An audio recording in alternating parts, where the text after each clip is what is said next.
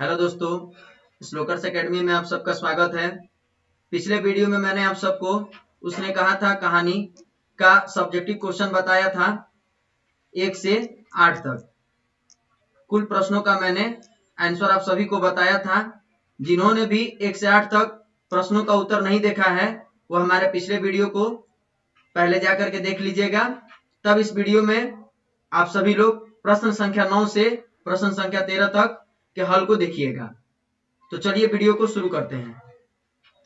9 number प्रश्न है हमारा, लाहना सिंह का दायित्व बोध और उसकी बुद्धि दोनों ही अस्पृहणीय है, इस कथन की पुष्टि करें। प्रश्न संख्या 9 है हमारा ये। इसका उत्तर है कि यह सत्य है कि लाहना सिंह का दायित्व बोध और उसकी बुद्धि दोनों ही अस्पृहणीय है। अस्पृहणीय मतलब होता है सराहनीय योग्य। लाहना ने जिस तरह अपना दायित्व निभाया वह सच में काबिले तारीफ है, क्योंकि सूबेदारनी लाहना सिंह से अपना आंचल पसार कर अपने पति और बेटे की जान की बचाने की भीख मांगती थी और बहादुर लाहना सिंह अपने जान की परवाह किए बिना इन दोनों की जान बचाई। इतना ही नहीं, लाहना सिंह ने जमादार पद का दायित्व भी बखूबी निभाया।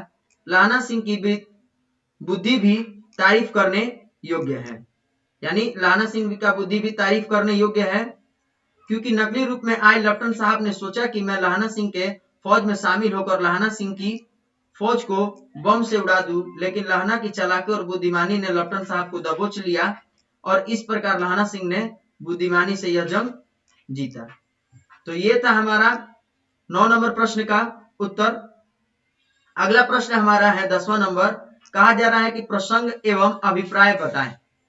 मृत्यु के कुछ समय पहले स्मृति बहुत साफ हो जाती है। जन्म भर की घटनाएं एक एक करके सामने आती है। सारे दृश्यों के रंग साफ होते हैं। समय की धुंध बिल्कुल उन पर से हट जाती है। इसकी क्या करना है, हमें इस प्रसंग की अभिप्राय बताना है।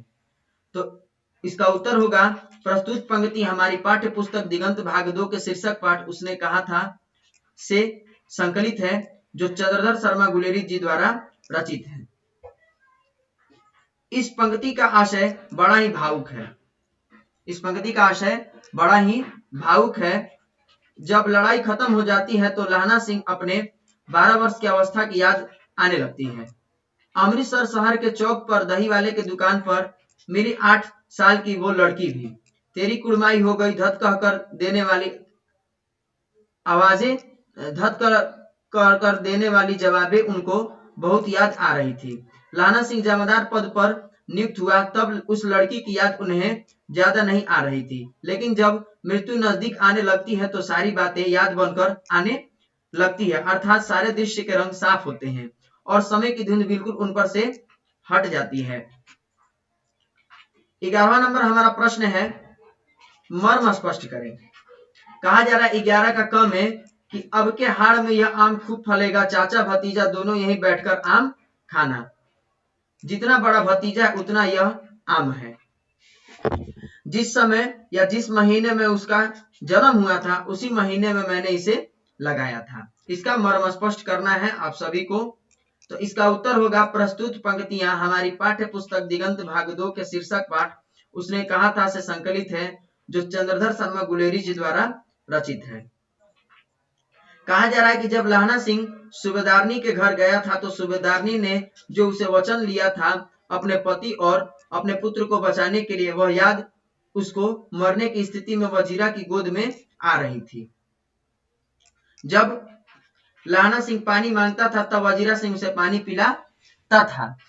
एक बार लाहना सिंह वजीरा सिंह को कीरा सिंह समझकर कहता है कि भैया मुझे और ऊंचा कर ले, अपने पट पर मेरा सिर रख ले। वजीरा ने वैसा ही किया। तब लाहना कहता है हाँ अब ठीक है। तब लाहना कहता है हाँ अब ठीक है, पानी पिला दे। बस अब के हाड़ में यह आम खूब खिलेगा, चाचा भतीजा दोनों बैठकर यही खाना। जितना बड़ा तेरा भतीजा है उतना ही यह आम है। जिस महीने इसका जन्म हुआ था उसी महीने मैंने इसे लगाया था। ये बातें सुनकर वजीरा सिंह बहुत ही दुखी हो जाता है और उसको लगता है कि लाहना सिंह की मृत्यु बहुत नजदीक है। तो ये क्वेश्चन नंबर 11 का क का आंसर था। अगला नंबर प्रश्न हमारा 11 का ख है। कहा जा रहा है इसमें कि और अब जाओ तो कह देना कि मुझे जो उसने कहा था वह मैंने कर दिया। ये प्रश्न संख्या 11 का ख है, जिसका उत्तर है प्रस्तुत पंक्तियां हमारी पाठ्य पुस्तक दिगंत भाग 2 के शीर्षक पाठ उसने कहा था से संकलित है, जो चंद्रधर शर्मा गुलेरी जी द्वारा रचित है। प्रस्तुत पंक्ति का आशय है कि जब लहाना सिंह अंतिम सांसें गिन रहा था तब 2 एम्बुलेंस आती है युद्ध में घायल सिपाहियों को बचाने के लिए, लेकिन लहाना सिंह उसमें खुद न जाकर बोधा सिंह और हजारा सिंह को भेज देता है और हजारा सिंह से कहता है कि घर जाना तो उससे कह देना कि मुझे जो उसने कहा था वह मैंने कर दिया है।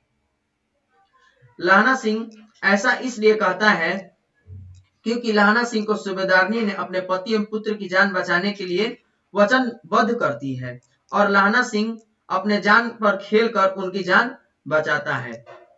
यही बात लहाना सिंह हजारा सिंह के माध्यम से सूबेदारनी तक पहुंचाता है। तो ये था हमारा 11 का ख का उत्तर। अगला प्रश्न है हमारा 12वां नंबर प्रश्न है हमारा कि कहानी का शीर्षक उसने कहा था क्या इस सबसे सटीक शीर्षक है? अगर हाँ तो क्यों, या आप इसके लिए कोई दूसरा शीर्षक सुझाना चाहेंगे? अपना पक्ष रखें। इसका उत्तर होगा कहानी का शीर्षक उसने कहा था मेरी दृष्टि में सबसे सटीक शीर्षक है, क्योंकि कहानी के मुख्य पात्र लहाना सिंह को बचपन में एक बालिका से प्रेम हो जाता है और कालांतर में लहाना सिंह जमादार बनता है तथा उस बालिका का विवाह हजारा सिंह से हो जाता है जो लहाना सिंह का सूबेदार रहता है। इसके बाद कहा जा रहा है कि फिर जब लहाना सिंह छुट्टी पर रहता है तो उसकी मुलाकात उसी लड़की से होती है। वह अपने पति एवं एकमात्र पुत्र की जान बचाने की भीख आंचल पसार कर मांगती है और यह सारी बातें लहाना सिंह मरते वक्त वजीरा सिंह को बताता है और बोलता है वजीरा सिंह पानी पिला दे उसने कहा था। अतः मेरी दृष्टि में कहानी का यह शीर्षक उसने कहा था पूरी तरह सटीक है। हाँ, हम इसके लिए दूसरा शीर्षक के रूप में बहादुर सिपाही भी सुझाना चाहेंगे, क्योंकि इस कहानी का मुख्य पात्र लहाना सिंह एक सिपाही है जो बहादुर एवं चालाक था, जिसने अकेले नकली लेफ्टिनेंट साहब का पर्दाफाश कर अपने फौज को बचा लेता है। तो ये था हमारा 12वां प्रश्न का उत्तर। आखिरी प्रश्न हमारा जो कि 13वां नंबर है, वो प्रश्न है कि उसने कहा था कहानी का केंद्रीय भाव क्या है? इसका उत्तर होगा उसने कहा था कहानी में लेखक ने लहाना सिंह के निश्चल प्रेम को दर्शाया है। लहाना सिंह ने उस लड़की से बचपन में कई बार एक ही बात पूछा, तेरी कुड़माई हो गई क्या? और लड़की धत कहकर दौड़कर भाग जाती थी। इससे यह साफ प्रतीत होता है कि लहाना सिंह के दिल में उस लड़की के लिए प्रेम था और वो प्रेम निश्चल इसलिए था क्योंकि लहाना सिंह ने उस लड़की द्वारा दिए गए वचन को अपना वचन समझकर निभाया और अपना प्राण तक की आहुति दे दी। तो ये प्रश्न संख्या 13 का आंसर था। हमारे बुक में दूसरे लेसन में कुल 13 प्रश्न थे, जिसका मैंने 2 पार्ट में पार्ट 1 और पार्ट 2 करके 13 प्रश्नों का हल करा दिया है। जिसने भी यह दोनों पार्ट नहीं देखे हैं वो जाकर के इस वीडियो को देखेंगे और सारे प्रश्नों का उत्तर जो अपने प्रश्न कॉपी में लिखेंगे। अगर जिन्हें पीडीएफ भी चाहिए तो हमारे श्लोकर्स एकेडमी टेलीग्राम चैनल को ज्वाइन कर लेंगे और वहां से आप सभी को हर वीडियो के पीडीएफ मिल जाएंगे। तो हमारे अगर नए वीडियो को और भी नए वीडियो को आप देखना चाह रहे हैं तो हमारे चैनल को सब्सक्राइब कर लीजिए, साथ ही बेल आइकन को दबा दीजिएगा ताकि हमारे नए वीडियो के अपडेट आप तक पहुंच सके। धन्यवाद।